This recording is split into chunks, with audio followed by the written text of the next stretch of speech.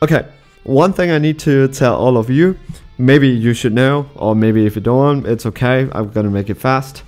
My favorite character in Dragon Ball universe, it's Broly.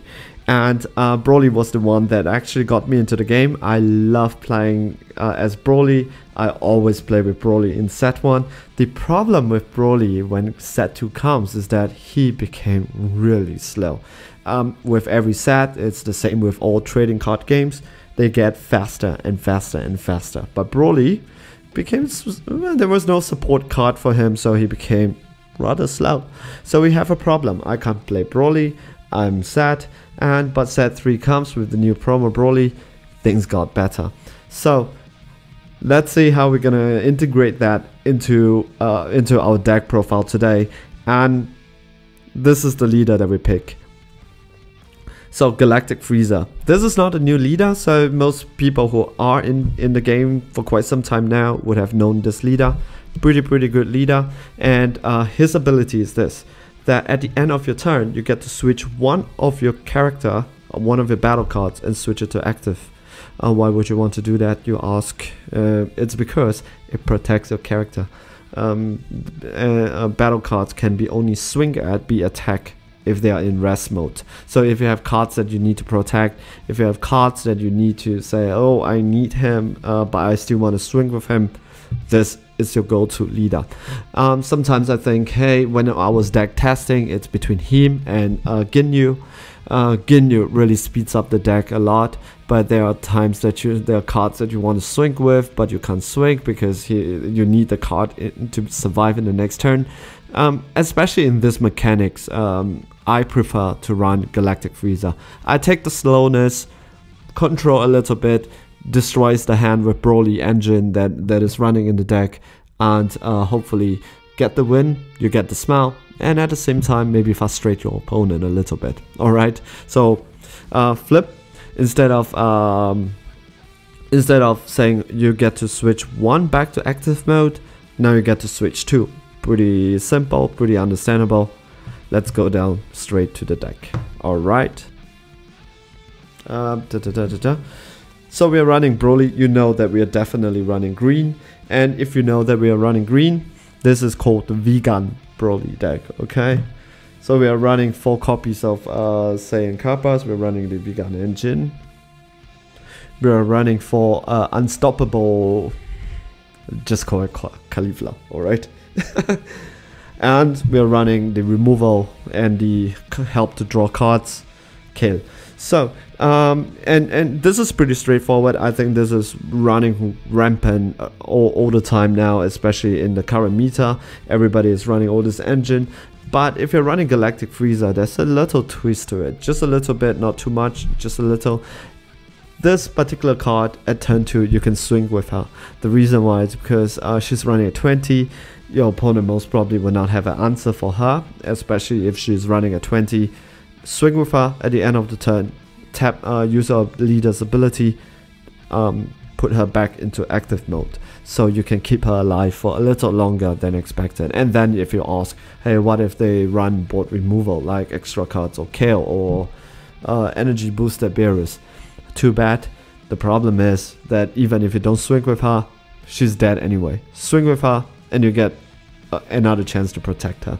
So take note, if you're running this, take note that please swing with Cauliflas, right? It helps, it helps. Alright.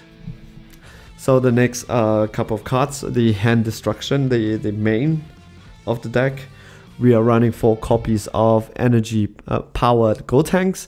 And when this card attacks a leader card, your opponent has to drop a card. That's a really good ability.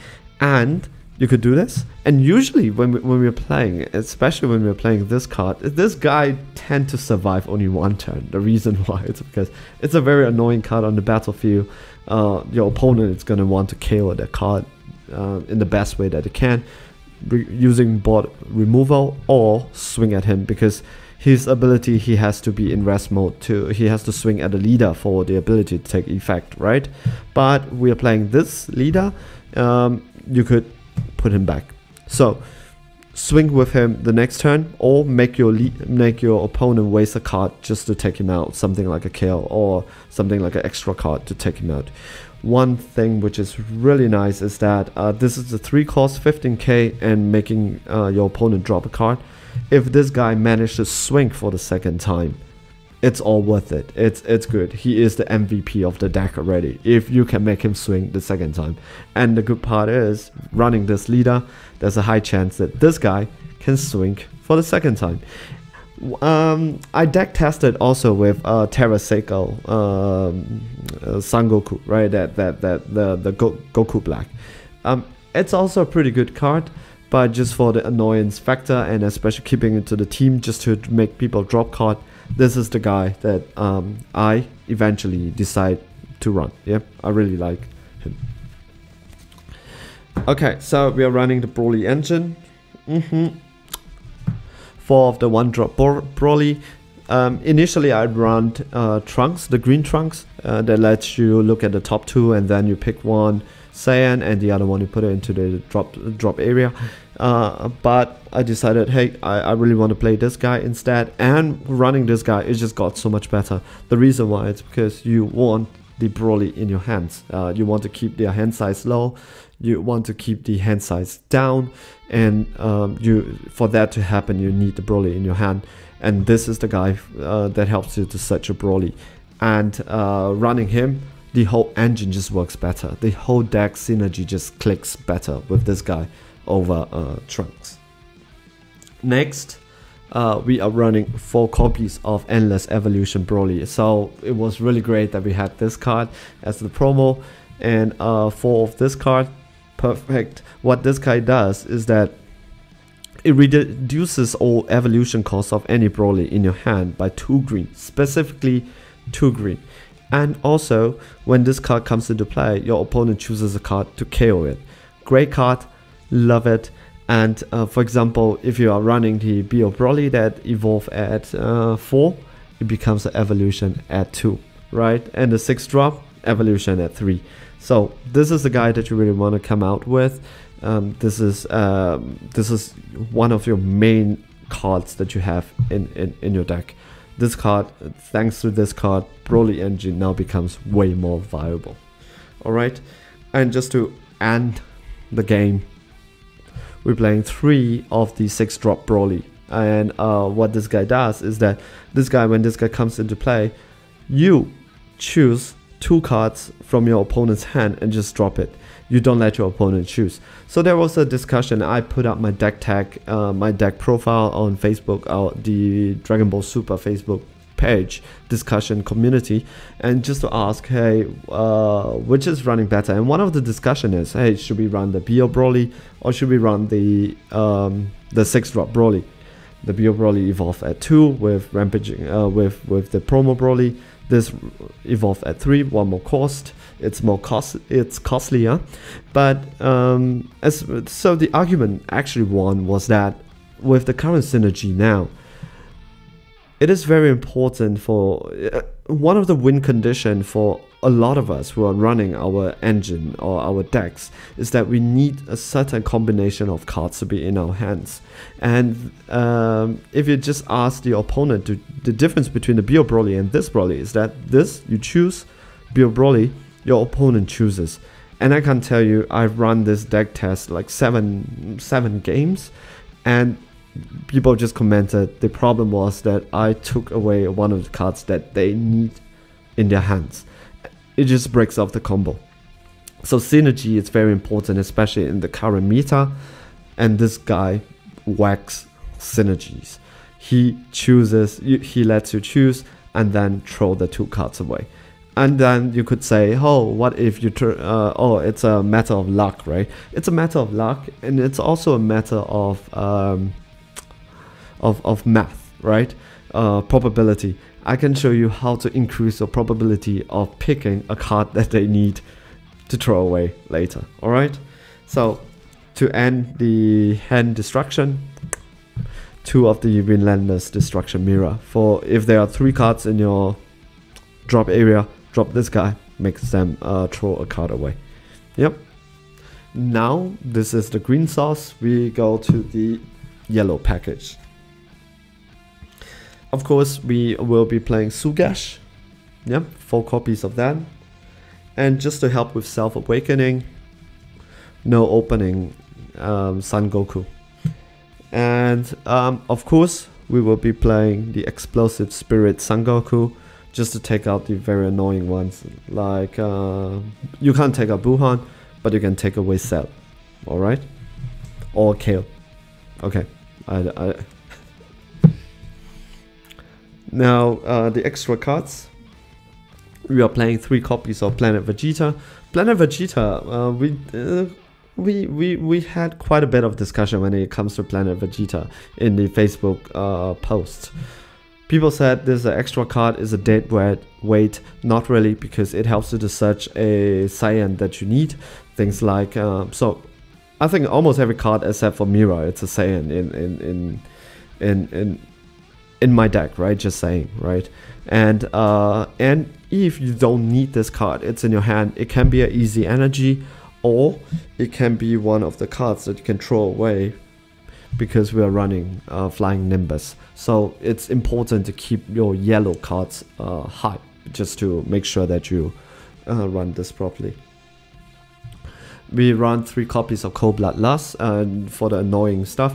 One of the annoying things that you can do to your opponent sometimes is that when they are trying to self-awaken, right? And then they cast their Cauliflas out and Cold Bloodlust it. You really store your opponent by quite a bit with Cold Bloodlust. Then run your Broly engine, reduces the hand size, and swing and do a lot of damage in one turn. And just for the fun of it, Bat Ring Laser. Well, it's just a cherry on top of the whole ice cream, whipped cream, whatever. Okay, so Bat Ring Laser. Swing any guys who tries to negate, go for it. Yeah, it's fun. I never used it, never really needed it, but would I bring it out? Most probably not. So I talk about how to how to increase the probability of you hitting the right cards from your opponent's hands, right? Is it cheating? No, it's just probability. What you want to do is that, you know, if you have this card in your battlefield, and you have this card in your battlefield, and in your hands you have a mirror, and then you're getting ready for evolution, right? So if you have a play like that, which I find myself sometimes, I would say a good 3 to 4 matches, I do have a play like that, because I can Sugash this guy out, or I can Sugash this guy out, right? Sugashing this guy out, it's much better, because this is the card that they want to take away. But if these 2 cards are in your battlefield, it's very difficult, especially with him, making sure that both of them comes back active after you swing with it. So imagine hand, battle area. What you want to do here is make your opponent choose one of their cards and drop out and put that and discard it. Cast this guy. Make your opponent choose a card from their hands to discard it. Your opponent will definitely choose the card that is the least important to them.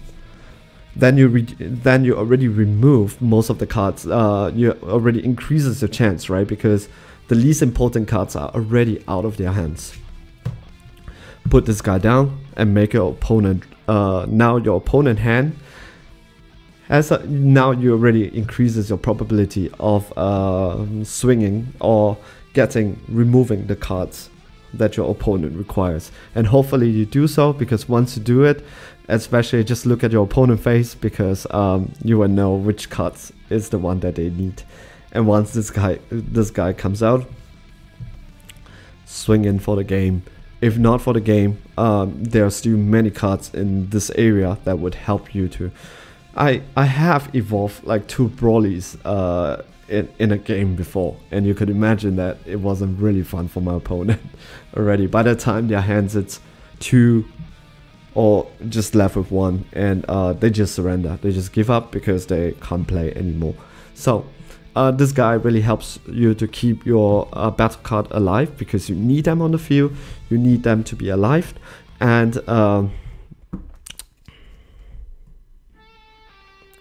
hand destruction Broly. So I hope you enjoyed it.